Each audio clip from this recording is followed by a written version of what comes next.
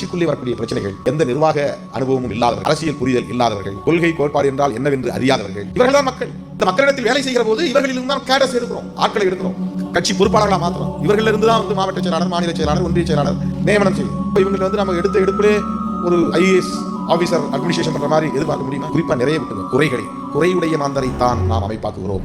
குறையுடைய மாந்தர்களில் இருந்துதான் நாம் தலைவர்களை உருவாக்க போராடி கொண்டிருக்கிறோம். எனவே முரண்பாடுகள் வரும், வந்து கொண்டே இருக்கும், மோதிக்கொண்டே இருக்கும், சேதங்கள் ஏற்பட்டுக் கொண்டே இருக்கும். இதை தாங்கிக் கொள்கிறவன் தான், சகித்துக் கொள்கிறவன் தான் தலைவன். உங்களை நான் தொண்டர்களாக பார்க்கவில்லை, தலைவர்களாக பார்க்க ஆசைப்படுகிறேன். என்ன பாகிஸ்தானுக்கு இந்தியாவுக்கு இருக்கிற பகை மாதிரியா நம்ம கட்சியில் ஒரு பொறுப்பாளர் நமக்கு இருக்கிற பகை?